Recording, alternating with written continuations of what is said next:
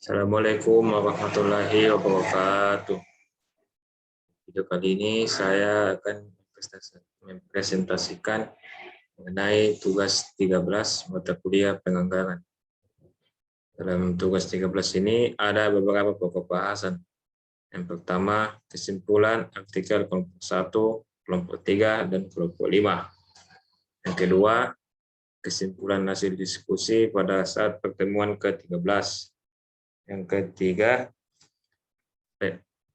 pendapat saya mengenai seberapa pentingkah hasil perhitungan BKT dalam penganggaran pendidikan. Yang terakhir, pendapat saya mengenai apa manfaat yang didapatkan tentang sistem UKT yang berlaku saat ini. Di pokok bahasan pertama yakni kesimpulan artikel kelompok 1, kelompok 3, dan kelompok 5.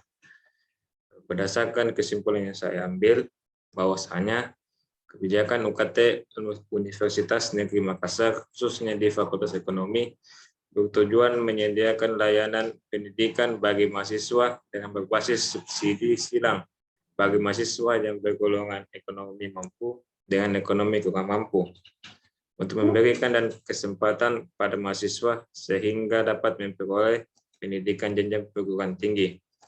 Selain itu, juga untuk mengembangkan potensi dirinya agar dapat hidup mandiri di dalam masyarakat, seperti penerapan golongan UKT, adanya pembayaran lain di luar UKT, kebijakan KKN berbayar, UKT mahasiswa jalur mandiri, dan UKT mahasiswa di atas semester 8 bagi S1 dan di atas semester 6 bagi D3. Agar berjalan dengan tertib implementasi kebijakan pendidikan UKT dan supaya ada kesinambungan di masa yang akan datang, perlu merumuskan regulasi atau landasan hukum yang dapat memberikan legitimasi dalam pelaksanaan kebijakan program dan kegiatan untuk mendukung upaya implementasi kebijakan pendidikan UKT. Pemerintah diharapkan dapat membangun dan membina satuan pendidikan perguruan tinggi yang unggul dan modern untuk merekrut calon-calon mahasiswa yang kurang mampu dan memiliki prestasi akademik yang baik. Itulah tadi kesimpulan artikel kelompok 1, kelompok 3, dan kelompok 5 menurut saya. Selanjutnya kita masuk ke kesimpulan hasil diskusi pada pertemuan 13.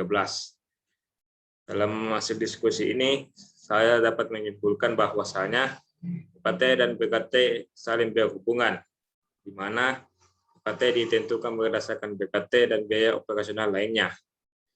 Sosialisasi dan evaluasi mengenai implementasi UKT perlu dilakukan oleh pihak Kementerian Riset Teknologi dan Pendidikan Tinggi dan pihak birokrasi kampus kepada seluruh mahasiswa, sehingga bisa meminimalisir adanya perbedaan penafsiran terhadap peraturan yang menjadi landasan kebijakan tersebut. Salah satunya mengenai komponen yang ditanggung dalam UKT yang dibayar mahasiswa setiap semester. Sistem yang dianggap cukup sempurna untuk memberikan pemerataan biaya pemerintah tidak membuat biayanya habis, tapi dikurangi sesuai dengan kondisi keuangan, yang dimana UKT dilihat dengan menjumlahkan semua penghasilan orang tua mahasiswa. Jadi itulah tadi kesimpulan hasil diskusi pertemuan 13 menurut saya. Kemudian kita lanjut ke pendapat saya mengenai seberapa pentingkah hasil penghitungan BKT dalam penganggaran pendidikan. Perhitungan BKT dalam penganggaran pendidikan sangat penting karena digunakan sebagai dasar penetapan biaya yang dibebankan kepada mahasiswa, masyarakat, dan pemerintah. Lembaga pendidikan yang sukses tidak lepas dari biaya pendidikan yang tinggi pula, karena pada hakikatnya mutu pendidikan akan berbanding lurus dengan biaya pendidikan yang dikeluarkan. Semakin tinggi dan mahal biaya pendidikan yang digunakan, maka semakin baik pula layanan pendidikan tersebut dan mampu menghasilkan lulusan-lulusan yang bermutu dengan hasil belajar yang tinggi. Sepertinya akan sulit merealisasikan mutu pendidikan yang baik apabila tidak didukung oleh biaya pendidikan yang tinggi pula. Perhitungan biaya pendidikan dilakukan sejak dari perencanaan hingga pembuatan pertanggungjawaban oleh pihak perguruan tinggi. Dalam konteks manajemen biaya pendidikan juga harus memiliki pendekatan sistem yang dikenal dengan planning, programming, budgeting system. Dengan besarnya anggaran pendidikan yang berasal dari sumber APBN yang mencapai 20% dari total pendapatan daerah.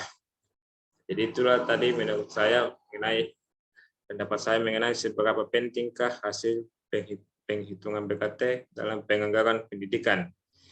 Selanjutnya kita masuk ke pembahasan terakhir mengenai apa pendapat saya mengenai apa manfaat yang didapatkan tentang sistem UKT yang berlaku saat ini. Sistem ini mengacu kepada pendapatan orang tua mahasiswa. Semakin tinggi pendapatan orang mahasiswa, maka semakin tinggi pula UKT yang harus dibayar. Maka sebaliknya juga, semakin rendah penghasilan orang tua, maka semakin rendah biaya UKT yang harus dibayarkan. Dengan adanya sistem seperti ini, maka mahasiswa dengan kemampuan ekonomi lemah tetap dapat menuntut ilmu di perguruan tinggi, sehingga dapat diartikan bahwa sahnya sistem UKT ini adalah jalan nyata bagi pemerataan pendidikan di Indonesia. Jadi itulah tadi presentasi saya mengenai tugas 13 mata kuliah penganggaran. Kurang lebihnya mohon dimaafkan. Assalamualaikum warahmatullahi wabarakatuh.